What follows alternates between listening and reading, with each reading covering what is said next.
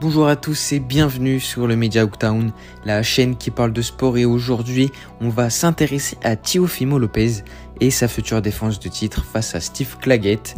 Jingle.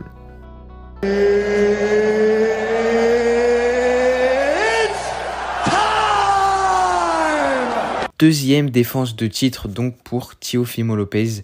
On rappelle d'ailleurs qu'il a affronté récemment en février, là d'ailleurs pour sa première défense, pour sa ceinture WBO face à Jamaine Ortiz. Il l'a battu par décision unanime. Pour revenir rapidement dessus, c'était quand même un combat qui manquait d'infect, je trouve. Pas vraiment eu d'envie. Lopez a pas vraiment voulu le mettre KO. Il travaillait seulement une touche. Même quand Ortiz était dans les cordes, il faisait pas beaucoup d'enchaînements. Après, je vais en parler un peu plus tard dans le podcast pour revenir sur son manque d'enchaînement dans ses combats. Et lui, Ortiz d'ailleurs, je trouve qu'il fuyait énormément le combat. Il voulait pas trop combattre. Après, ça se comprend aussi. Teofimo Lopez, quand il te met la pression, t'as un peu peur. Et en soi, le game plan il était bon parce qu'il faut tourner, il faut se déplacer latéralement face à Teofimo. Le problème, c'est qu'il a trop fait. Ça avait saoulé le public. Moi, je kiffe toujours regarder les combats de Teofimo Lopez, mais c'était un peu relou quand même sur la fin. Jamaine Ortiz aurait pu faire beaucoup mieux, surtout qu'il a les qualités pour. Bon, bref, c'est dommage, mais c'est comme ça. Et c'est donc dans ce contexte-là, où les fans restent un peu sur leur faim, que Teofimo Lopez a décidé de défendre sa ceinture WBO des super lightweight face au Canadien Steve Claggett. Alors je vais pas vous mentir, c'est un boxeur que je connaissais pas avant. J'ai regardé un combat ce matin. Donc il a un bilan de 38-7-2, 7 défaites quand même, c'est assez énorme, mais il reste sur 9 victoires d'affilée actuellement. Donc honnêtement, ça va. J'ai pas regardé, comme je vous ai dit, j'ai regardé qu'un combat. Il a l'air d'être généreux dans les échanges. Pour le coup, ça, faut pas lui retirer. Et dur au mal. Et je pense que c'est pour ça que Teofimo Lopez l'a pris en fait.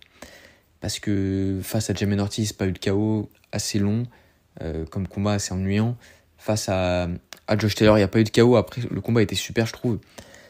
Et je pense qu'il cherche un KO, puisqu'il a dit en plus récemment qu'il voulait être actif. Là, je pense qu'il cherche vraiment un KO et montrer que ses qualités de boxeur qui peut vraiment terrasser toute la catégorie. Et je pense qu'il a pris un monsieur Seguin. Après, c'est dur de dire ça, j'aime pas le dire pour les boxeurs, mais c'est un peu le cas. Donc voilà, on va voir ce que ça donne. Pour parler de Teofimo, parce que je reviendrai après rapidement sur mon pronostic, mais c'est pas difficile à pronostiquer. Donc pour parler de Teofimo Lopez, il est en 21, donc il a une défaite. C'était face à Georges Kambosos d'ailleurs, et alors qu'il a que 26 ans d'ailleurs. Il faut préciser aussi qu'il est super jeune et il a déjà unifié 3 ceintures chez les lightweight. On rappelle en battant Lomachenko, qui était un super combat. Je vous invite à le regarder. J'ai encore regardé aussi ce matin, mais Teofimo Lopez là, sur ce combat-là, c'était vraiment de la régalade. Très très bon dans les enchaînements. Et cette fois-ci, il faisait des enchaînements. Ça travaillait pas que sur une touche. Il était concentré. Bref, c'était un super combat des deux côtés. Et après, on connaît la suite en 2021, il me semble, qu'il perd face à Georges Kambosos et perd donc ses 3 ceintures. Alors ce coup-là, franchement, il devait jamais perdre. On l'a vu, son mental, c'est son mental, il est vraiment fragile, Teofimo. Je vais encore revenir après dans le podcast, mais voilà, c'était vraiment pas un super combat pour lui. Et malheureusement, il perd ses 3 ceintures. Je me demande ce que ça aurait été la suite s'il avait gagné ce combat dans la catégorie. On aurait peut-être vu un combat face à Gervonta, on sait jamais. Mais bon, ça reste que des si.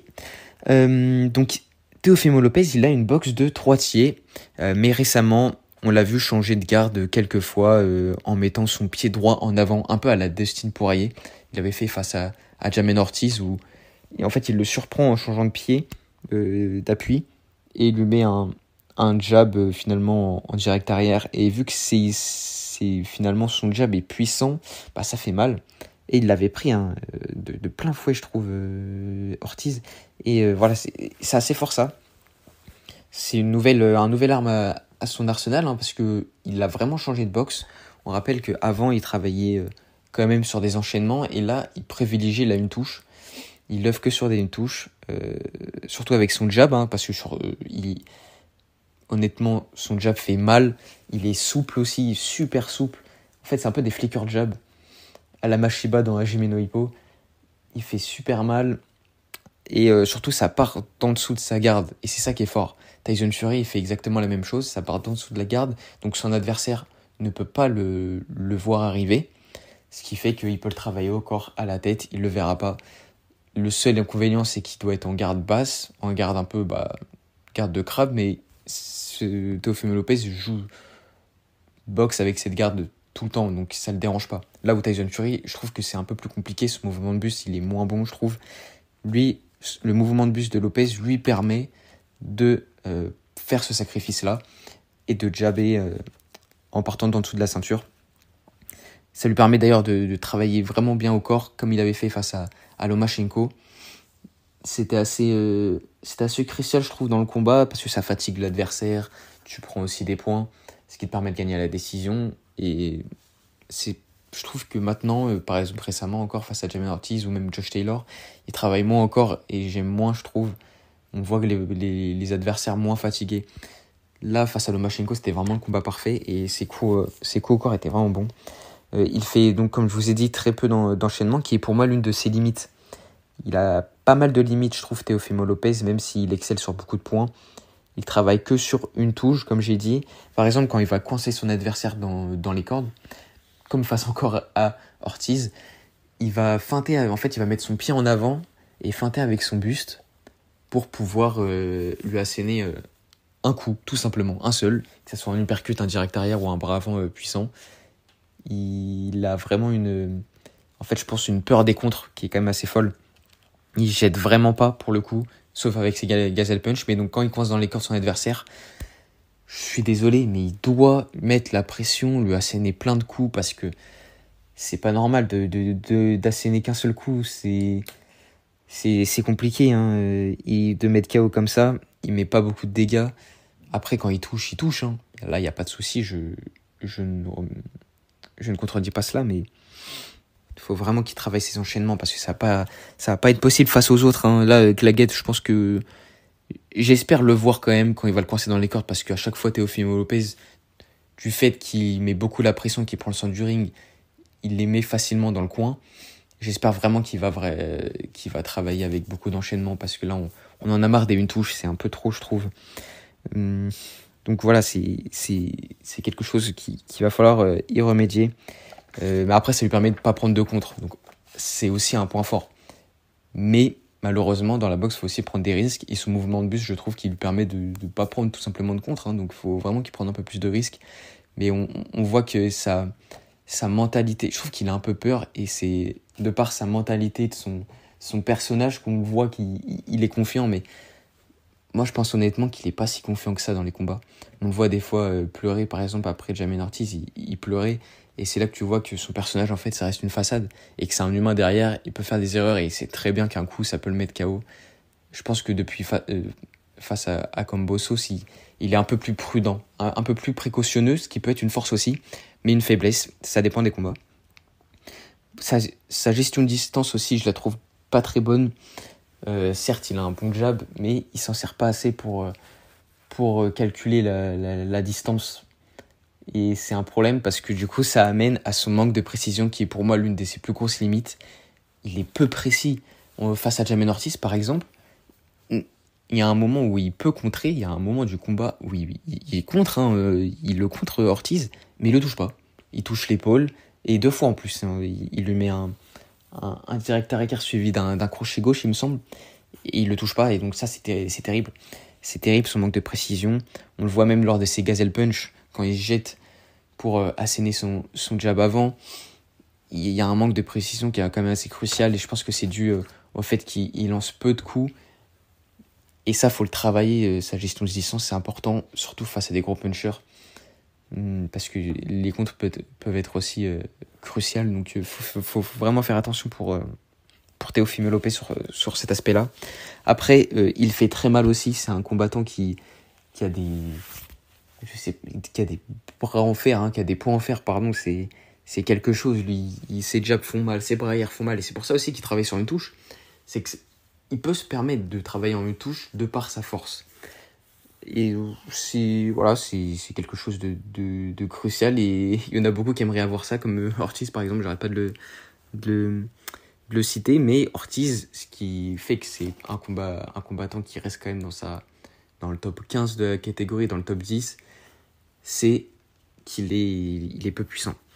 Il a aussi un cardio qui est assez exceptionnel. Il travaille beaucoup, Teofimo Lopez, on sait ça.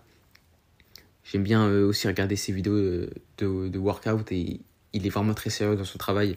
D'ailleurs, il avait répondu à Rolando Romero qui disait, lui, ouais, la boxe c'est un sport facile, machin, tu vas à la gym, tu cours et c'est fini. Et Teofimo Lopez lui avait dit non, la boxe c'est le sport le plus dur. Et il a raison, c'est dur la boxe, il y a des sacrifices à faire et Teofimo les fait. Et c'est pour ça qu'il a un cardio quand même qui est assez exceptionnel, qui lui permet sur 12 rounds de mettre la pression. Et c'est pour ça qu'il gagne face à Lomachenko ou d'autres combattants. Son cardio, il est exceptionnel et j'aimerais tellement le voir face à Gervonta Davis parce que lui, il met la pression dès le premier round, comme Isaac Cruz. En fait, c'est un Isaac Cruz bis en meilleur, je trouve. Et d'ailleurs, j'aimerais bien avoir un affrontement entre les deux puisque maintenant, il a la ceinture WBA, le Mexicain. Et ce serait vraiment bien une unification. Et pour le coup, je trouve qu'il pourrait vraiment battre Gervonta Davis grâce à cette pression qui te met dès la première reprise et jusqu'à la 12e. Donc ça c'est vraiment un point fort.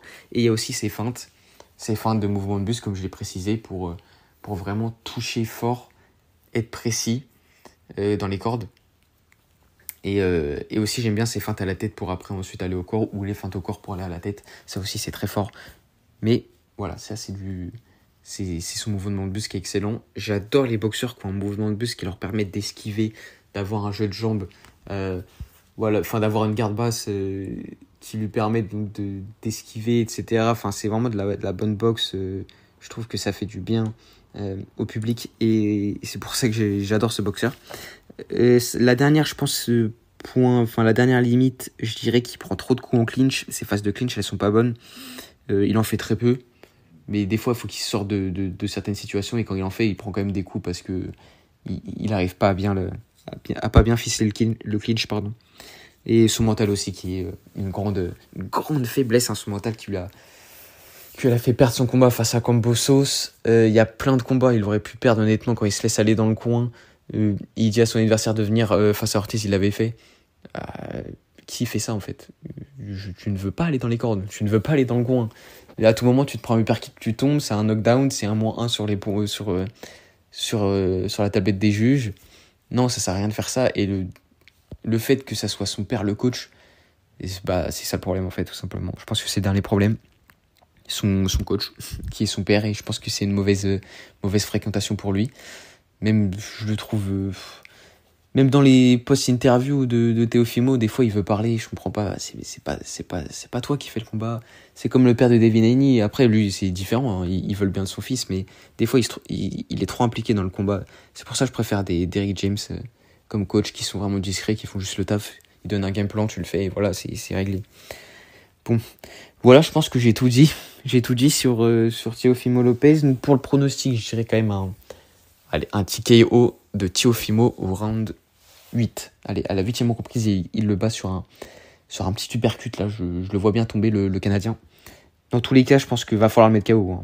Il n'y a pas de question à se poser. Il faut vraiment qu'il le mette KO.